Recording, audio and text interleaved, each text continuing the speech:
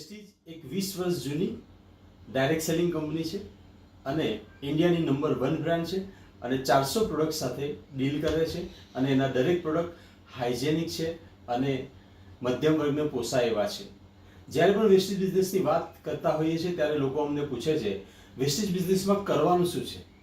તો my dear friends, હું એક જ વાત કહું છું કે આપણે જોબ કરતા હોય, બિઝનેસ કરતા હોય કે હાઉસવાઈફ હોય, આપણે બધા કસ્ટમર છીએ અને એઝ અ કસ્ટમર આપણા ઘરમાં ઘણો બધો ઘર ખર્ચ હોય છે. કેવો?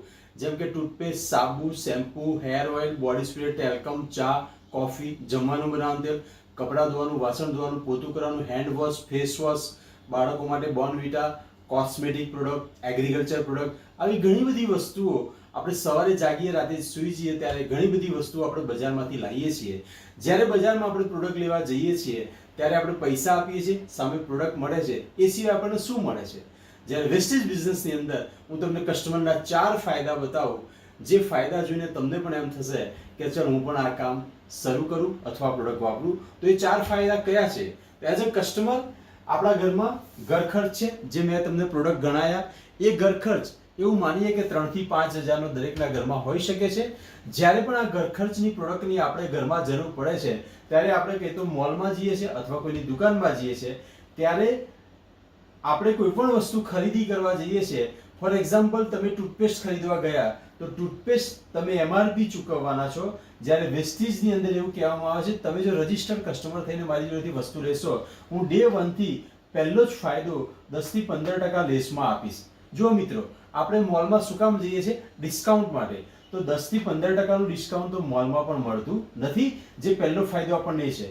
બીજો, તમે મોલમાં કે દુકાનમાં 3 થી 4 હજારનું કે 5 હજારનું બિલ બનાવો છો તો શું તમને સ્કીમ મળે છે? મળે છે. કેવી? 3 ઉપર 1 સાબુ ફ્રી હોય, 1 શેમ્પુ પર 1 શેમ્પુ ફ્રી હોય, એવી. પણ તમારી એમાઉન્ટ ઉપર તમને કઈ સ્કીમ મળે છે? વેસ્ટીજ બિઝનેસની અંદર કંપની એમ કહે છે કે હું તમને તમારી બિલિંગ એમાઉન્ટ ઉપર 10% MRP ના પ્રોડક્ટ ફ્રી આપીશ. તો વેસ્ટીજની અંદર દર મહિને આવી ઓફરો ચાલતી હોય છે, જે ચેક કરીને તમે ખરીદી કરશો તો તમને 10% MRP ના પ્રોડક્ટ ફ્રી મળશે.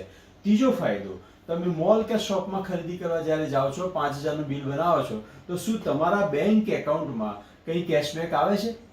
આપણી બેંક મોલમાં એટેચ જ નથી, કનેક્ટ જ નથી, એટલે કંઈ આવવાનું નથી. જ્યારે વેસ્ટીજ બિઝનેસની અંદર કંપની એવું કહે છે કે તમારી ખરીદીનું જે બિઝનેસ વોલ્યુમ બનશે ને એના પર દર મહિને હું 5 થી લઈને 16% તમને કેશબેક આપીશ.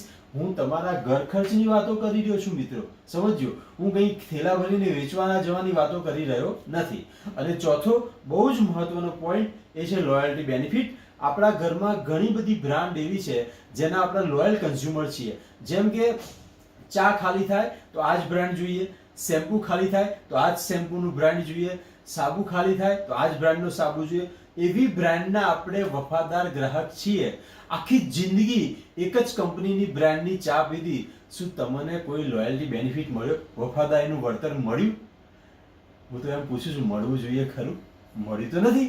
જ્યારે વેસ્ટીજની અંદર કંપની એવું કહે છે 4 મહિના તમે મારા પ્રોડક્ટ વફાદાર ગ્રાહક બનીને વાપરશો તો 5મા મહિને હું તમને ગેરંટીડ પ્રોડક્ટ ગિફ્ટ આપીશ. કેવું? કે તમે પહેલો મહિનો, બીજો મહિનો, ત્રીજો મહિનો, ચોથો મહિનો, 2 તારીખથી લઈને 14 તારીખની અંદર સમજો ફક્ત 2000ના પ્રોડક્ટ 4 મહિના લો છો તો 5મા મહિને 1250ના ફિક્સ પ્રોડક્ટ કંપની ગિફ્ટ આપશે.